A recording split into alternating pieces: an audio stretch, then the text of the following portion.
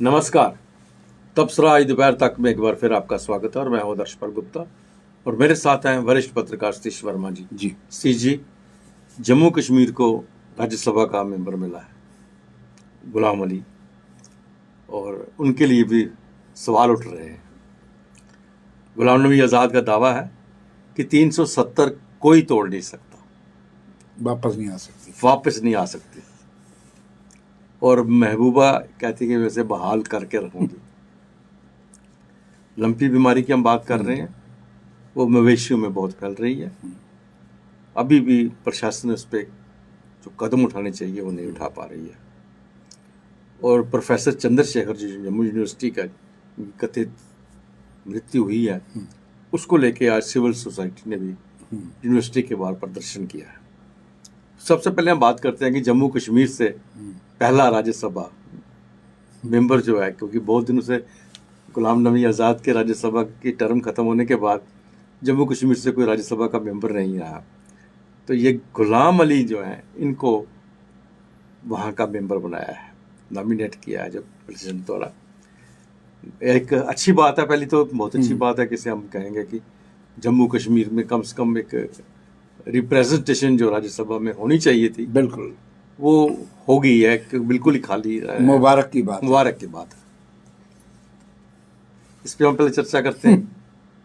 जी, देखिए, गुलाम अली, आपको तो पता ही है कि जो ये हमारे यहाँ विधानसभा तो है नहीं, 4 सांसद थे, पीडीपी, एनसी और कांग्रेस, गुलाम नबी आज़ाद को मिलाकर।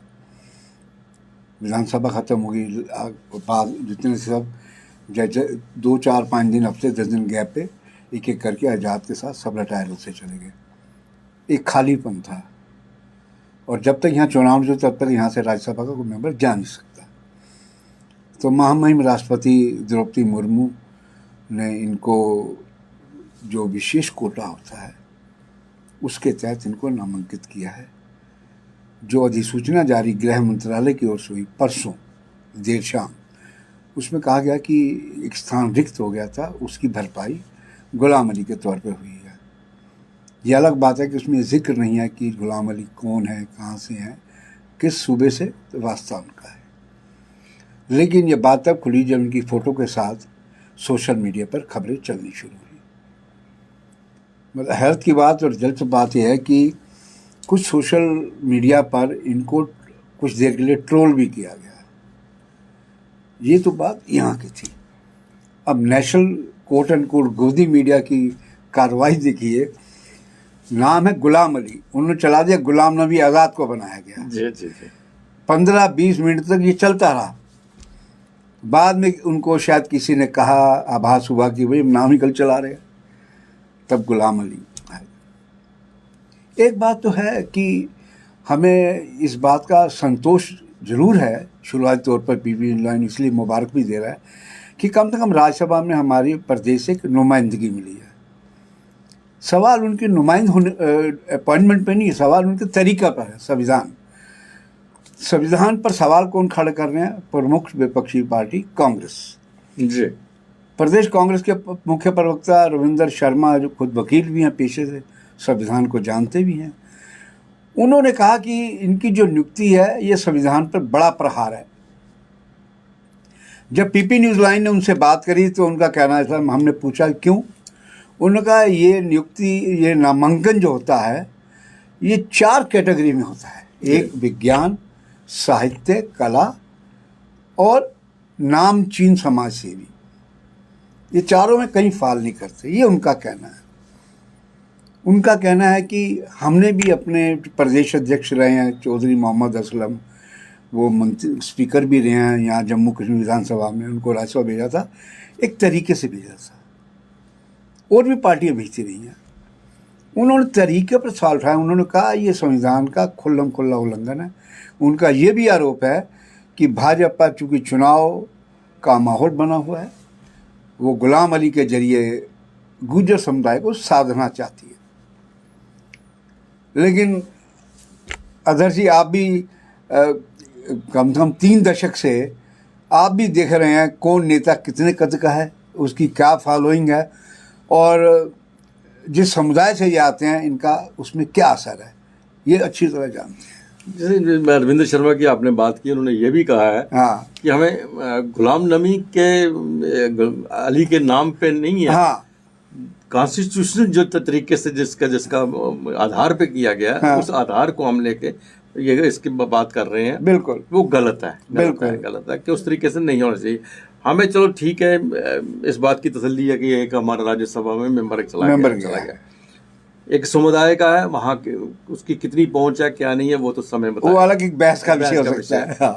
लेकिन इनका जो कहना है कि इन जो कैटेगरीज आपने बताई हैं हाँ उनमें नहीं फॉल करते, इनकी एक ही क्वालिफिकेशन है, वो भारतीय जनता पार्टी के वर्कर है। बिल्कुल बिल्कुल, और वो साबित भी हो गया जब इनकी परसों नियुक्ति हुई और कल बीजेपी के त्रिपुरा नगर स्थित हेडक्वार्टर पर इनके स्वागत के लिए जश्न भी मनाया गया।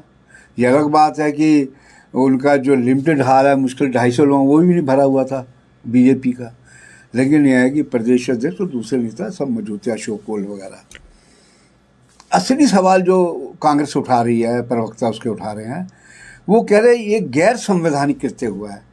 और हैरत की बात यह है कि राष्ट्रपति द्रौपदी मुर्मू के ओर से शायद संभवतः ये पहली नामांकन है जो उन्होंने किया है जिस पर विवाद खड़ा हो गया है।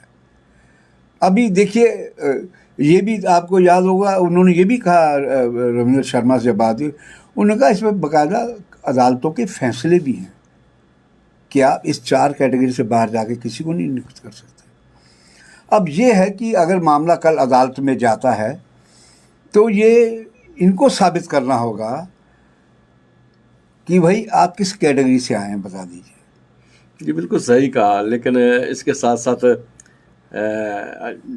कांग्रेस ही नहीं, भारतीय जनता पार्टी के अंदर से भी आवाजें आ रही हैं कि बहुत से बिल्कुल बिल्कुल, आपने ठीक कहा, इनको जीती है। बाकी यहाँ तक अदालतों का सवाल रहा है कि इन मसलों में हमने देखा है कि टर्म पूरी होने के बाद भी फैसले नहीं आते हैं, तो बहुत से केसेस में हमने देखा है। बिल्कुल, चलो यानी वो उसको तो बाद की बात रही, बिल्कुल, लेकिन फिलहाल जम्मू कश्मीर को एक मेंबर तो मिल गया, ये बड़ी बात है। बिल्कुल, गुलाम नबी आज़ाद कांग्रेस से अलग होने के बाद जम्मू कश्मीर में अपनी राजनीति जो तलाश रहे हैं वहाँ पे जी, जम्मू में के बाद अब कश्मीर में गए हैं, कश्मीर में जगह जगह कर रहे हैं, अपने सभाएं कर रहे हैं, रैलीज कर रहे हैं। और कल भी उन्होंने बारामूला में बात की और वहाँ भी उन्होंने कहा कि जम्मू कश्मीर के अंदर अब 370 जो टूट चुकी है ये वापस कोई नहीं ला सकता। जिस तरह से उन्होंने कहा कि कश्मीरियों को ये कहा कि आपको जो यहाँ की जो पार्टीज हैं, सीधा इशारा पीडीपी और नेशनल कॉन्फ्रेंस की तरफ था, वो बलगा रही है, वो गलत कह रही है कि हम 370 तोड़ देंगे, हम 370 को वापस ले आएंगे। ये वापस नहीं आएगा, ये मैं साफ तौर पे उसने कहा ये कभी भी वापस होएगा। लेकिन उसकी उलट महबूबा मुफ्ती कह रही है हम इसे बहाल करके ही छोड़ेंगे। अब यही बात सामने आ जाती है, उन्होंने यहाँ तक कह दिया कि कांग्रेस क्योंकि कांग्रेस इस मामले में महबूबा मुफ्ती नेशनल कॉन्फ्रेंस के साथ है कि 317 बहाल होनी चाहिए। अगर कांग्रेस ने इसे बहाल करने की बात की, जहाँ ये होता है तो उनकी या 50 से कम सीटें आएंगी आगे से। अब आप देखिए ना, उनके जो प्रवचन है, मैं प्रवचन ही कहूँगा, आप जम्मू से शुरू हो जाए, जो जम्मू में उनकी पहली सभा सैनिक कॉलोनी में, उसके बाद चिनाब वैली, किश्तवाड़ और पार्डर वार्डर कहाँ गए, और कल अंततः वो बारामूला हम बोले, अभी और बोलेंगे। जो देखने की चीज़ है कि वो हर सभा में बात खूब कह रहे हैं, लेकिन उनके टारगेट पे कौन है? कांग्रेस। मतलब जिसे होता है ना, रंजिश होती है, रंजिश और एक बौखलाहट। आप इतने कद्दावर नेता रहे हैं, आप अपना रोड मैप बताइए कि पार्टी बनाएंगे, हम ये काम करेंगे, ये काम करेंगे। आप भी अगर सत्तारूढ़ दल की तरह 24 घंटे कांग्रेस का ही गुणगान करेंगे, आप तो उनकी टीआरपी बढ़ा रहे हैं। बिल्कुल बिल्कुल। जिस तरह सत्ता पक्ष लोग कहते हैं कि कांग्रेस तो ख़त्म हो गई है, तो सोशल मीडिया पे जो वरिष्ठ जर्नलिस्ट वो कहते हैं अगर ख़त्म हो रही है तो उसको फिर याद क्यों करते हो तुम? तो आज़ाद साहब के जो चेहरा है, हमने तब भी देखा है जब सत्ता के हनक में रहते थे, इनके चेहरे पे जो ग्लो बरसता था, जो एक खूबसूरती कहा जाए या एक चमक झलकती थी, वो जम्मू से लेकर चिनाब वैली, बारामूला, क्रोधित चेहरा दिखता है, आक्रोशित भरा। और आक्रोश में वो किसी में भी बात कर रहा हूँ, लेकिन उनके रिंग में कांग्रेस आ जाती है, झटके में कांग्रेस में। अब बात 370 पे हुई, इन्होंने कहा कि मैं अल्लाह से डर के कहता हूँ 370 कोई नहीं ला सकता। उसके बाद कांग्रेस का भी तड़का लगा दिया कि कांग्रेस अगर ये बात करेगी उसकी 50 सीटें से भी कम आएंगी। बिल्कुल भाई आप क्या है, आपकी चुश्ती हैं, भविष्यवक्ता हैं, हर आदमी को फ्रीडम है बात कहने की। जिस तरह आप बोल रहे हैं उस तरह पीडीपी भी करे, कांग्रेस भी, नेशनल कांग्रेस कह रही है। और छोड़िए, अब तो सारे लोग जब शामिल हो रहे हैं उसमें आस्ता आस्ता, सीधे नहीं तो घूम के आ रहे हैं। तो मैं समझता हूँ कि ये जो आज़ाद साहब का बयान है, ये इन लोगों को भी समझ लेना चाहिए, ख़ास तौर से नेशनल कॉन्फ्रेंस को, फारूक अब्दुल्ला और उनके बेटे उमर अब्दुल्ला को। वो मौके राम भगवान जाने कि उनके दिमाग में क्या सोच पक रही है कि वो आज़ाद, गुलाम नबी आज़ाद का महिमा मंडन तारीफ़ करने से भी चूकते नहीं हैं। ये सीधा हमला आपने ठीक कहा। वैली आधारित दो ही दल हैं जो चर्चा में है, पीडीपी या नेशनल कॉन्फ्रेंस। ये उन्होंने सार्वजनिक तौर पर उनको कटघरे में खड़ा किया है गुलाम नबी आज़ाद ने, समझे ना। ये अलग बात है कि हम कहते हैं ये एक डिस्प्यूटेड ये अनुच्छेद था, हटा, अच्छी बात है। हम अपने पीपी न्यूज़ में कई लोग कहते हैं, हम ये भी कह चुके हैं ये प्रधानमंत्री मोदी और गृह मंत्री अमित शाह में दम था, तोड़ने का तरीके पे सवाल खड़े हो सकते हैं, उसमें रिट भी लगी है, वो अलग बात है। लेकिन उन्होंने ये दिखाने की हिम्मत, करने की हिम्मत दिखाई। आप राज्यसभा में विपक्ष के नेता रहे, आप कह रहे हैं कि मैंने तो विरोध किया था तोड़ने का। अल्ताफ बुखारी और जम्मू कश्मीर पार्टी कह रहे हैं कि तोड़ने का ड्रामा किया था, वो विरोध करने का। अंदर खाने तो आप जानते रहे थे, वापस नहीं आ सकता। हाँ, तो फिर आपके इस बात के लिए क्यों बार बार कह रहे हो कि मैंने विरोध किया था, विरोध किया फिर ये सवाल क्यों दी जा रही है? तो मैं समझता हूँ वो दुविधा में है। गुलाम नबी आज़ाद के पास जी आई एम सॉरी, मैं बीच में टोका। मुझे लग रहा है कि जम्मू कश्मीर के अंदर गुलाम नबी आज़ाद शायद कोई ऐसा कदम उठा चुके हैं जो उन्हें शायद नहीं उठाना चाहिए था। जम्मू में वो अपनी जमीन तलाशने में जब निकले तो उन्हें लगा कि जितना वो कांग्रेस के विरुद्ध बोलते जाएंगे उतना ही भारतीय जनता पार्टी को फायदा होता जाएगा। बिल्कुल।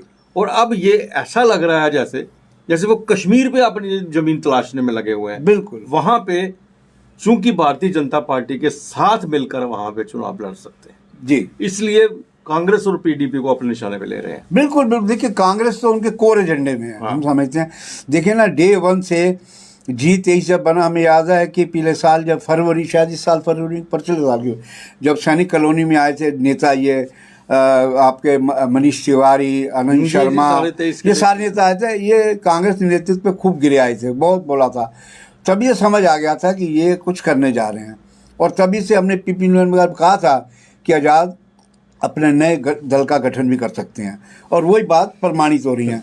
अब हम ये समझ रहे हैं, वो आपने ठीक कहा कि इनके दोनों का मकसद लोगों में एक तो कांग्रेस के प्रति जहर बोना, और दूसरा उसका जाहिर है जब कांग्रेस के खिलाफ बोलेंगे उसका लाभ किसको मिला। कश्मीर में जिस तरह पीडीपी और एनसी के खिलाफ बोला इन्होंने, ये अलग बात है कि कश्मीरी अवाम क्या दिमाग में है क्या नहीं है, वो सब चीज़ें अंडर करंट है, जब चुनाव होगा तब समझ आएगा। लेकिन जो भाषा बोली जा रही है वो भाषा साफ इंगित करती है कि आज़ाद के एजेंडे पर कांग्रेस है, दूसरे दल हैं, और जिसका स्वाभाविक है कि उसका लाभ भाजपा को ही मिलना है। सतीश जी, जैसे हमने 2 दिन पहले भी जिक्र किया था, लंपी जो बीमारी है पशुओं में पाई जाती है, गायों में, खासकर गाय और बैलों में, उससे काफ़ी यहाँ पे नुकसान हो रहा है।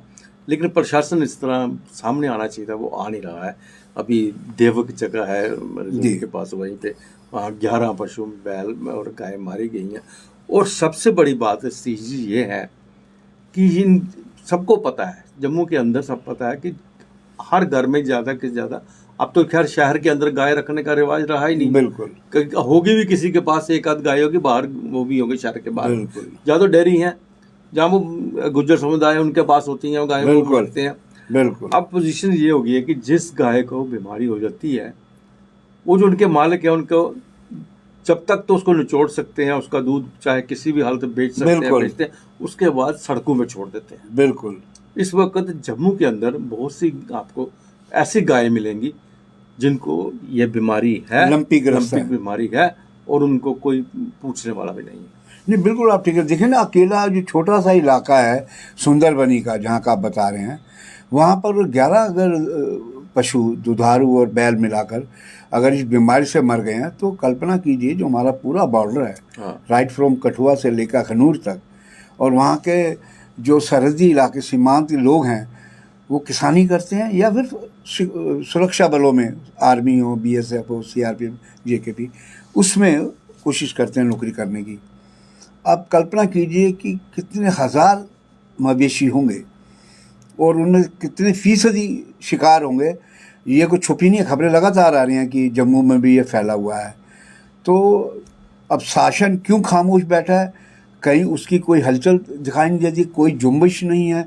निश्चित दिखना चाहिए। जब हम PP न्यूज़ लाइव दूसरी मर्तबा इस बीमारी को लेकर जिक्र कर रहा है कि भैया गायों पर तो असर हो रहा है, ये ना हो कि ये बीमारी जो दूध बेचने वाले हैं, दूध देने वाले हैं या सेवन करने वाले हैं, अगर उन तक आप पहुँचिए बीमारी किसी रूप में, तब उसका क्या हाल होगा।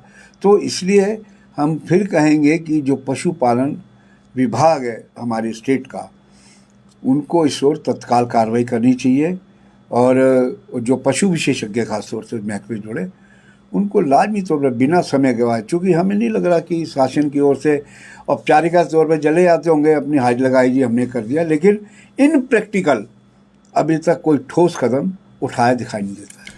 श्री जी, कुछ दिन पहले प्रोफेसर चंद्रशेखर ने आत्महत्या कर ली थी, कत्ल के तौर पर आत्महत्या की थी, और उस पर उनके ऊपर बहुत से इल्ज़ाम लगाए गए थे। उनको कह रहे थे कि HOD बनने वाले थे, उनको नोटिस दिया गया, उसको सस्पेंड किया गया, उन्होंने आत्महत्या कर ली। लेकिन इसको लेके जम्मू यूनिवर्सिटी के स्टूडेंट्स और टीचर एसोसिएशन जो है वो प्रोटेस्ट कर रहे हैं।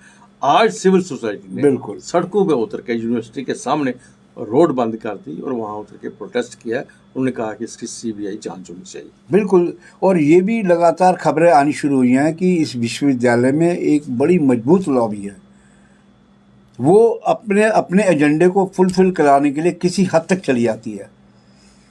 इसी के बारे में जो एसोसिएट प्रोफेसर चंद्रशेखर है, इनके बारे में कहा गया कि शिकायत हुई यौन उत्पीड़न की, और 15 साल से आदमी जो सेवाएं दे रहा हो, इतने कालखंड में कभी शिकायतें ना आई हों, और अचानक इतनी 15-20 शिकायतें आ जाए कि यौन उत्पीड़न किया गया है, और उस पर त्वरित कार्रवाई हो जाए, सस्पेंड कर दिया जाए, तो वो उस बदनामी को नहीं झेलते हुए उन्होंने कमरा बंद किया और आत्महत्या कर ली।